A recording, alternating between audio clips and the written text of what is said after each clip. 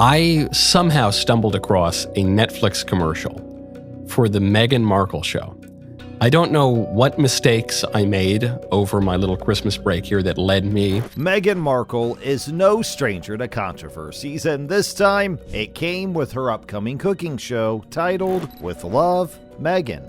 While cooking shows typically aim to unite audiences through the universal language of food, this particular one seems to have done the opposite. Reports suggest Netflix has been flooded with over 20,000 emails complaining about the show. The backlash isn't limited to Netflix's customer base. Critics, celebrities, and food enthusiasts have joined the fray, openly questioning the legitimacy and relevance of Meghan Markle's foray into the culinary world. The public's growing discontent with Meghan appears to stem from multiple factors, all of which paint a complicated picture. The show itself has been labeled tone deaf by several commentators, particularly given the current global challenges. Critics have pointed out that with wars raging, economic instability worsening, and many struggling to make ends meet, a polished and highly curated cooking show feels disconnected from reality.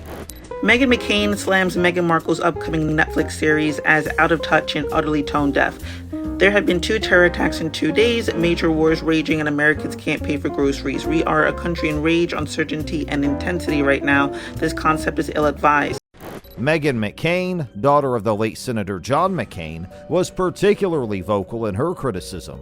Initially a supporter of Meghan Markle, McCain expressed disappointment in what she perceives as a shallow attempt to win back public favor. She suggested that instead of focusing on a glitzy cooking show, Meghan could have used her platform to highlight issues like food insecurity or initiatives that provide fresh food to underserved communities. It's not just the timing of the show that has sparked debate, but also Meghan's reputation and history, which many believe is impossible to separate from her current endeavors. Over the past 5 years, Meghan Markle has faced significant public scrutiny, often criticized for her alleged insincerity and perceived exploitation of relationships for personal gain. This isn't the first time she's been accused of trying to control the narrative around her life through strategic PR campaigns either. From her dramatic departure from royal duties to her highly publicized interviews and media projects, Meghan has often been accused of prioritizing her brand over authenticity. The accusations of bullying from her time as a royal continue to haunt her. Multiple former staff members have come forward over the years claiming that Meghan created a toxic work environment. These allegations have persisted despite Meghan's attempts to dismiss them as a smear campaign orchestrated by the British press or royal insiders. Many critics argue that the sheer volume of complaints over such a long period lends credibility to these claims. These allegations have further fueled the perception that Meghan struggles to connect with people outside her inner circle of wealthy and influential friends. This perception has only been exacerbated by Meghan's habit of ghosting people from her past. Former colleagues from her time on the TV show Suits have reportedly been cut off, as have members of her own family. Meghan's estranged relationship with her father and half-siblings has been widely documented, adding fuel to the notion that she distances herself from individuals who no longer serve her story.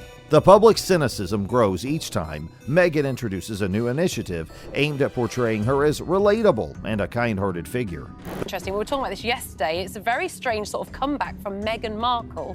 We were talking about her Instagram yesterday, and she was running off into the sea and writing 2025 into the sand. Lovely twos, as you said. Lovely twos. Lovely handwriting. The controversy surrounding With Love, Meghan also shows a recurring issue in her public image: her relationship with privilege. Meghan often positions herself as a champion of progressive causes, yet critics argue that her actions don't always align with her words. For example, showcasing an idyllic lifestyle with homegrown vegetables and free-range chickens in her sprawling Montecito estate doesn't resonate with the average person struggling to afford basic groceries. Such displays, critics argue, only serve to reinforce the idea that Meghan's out of touch with the struggles of everyday people. Even Meghan's attempts to bring on celebrity endorsements for her cooking show have been met with skepticism.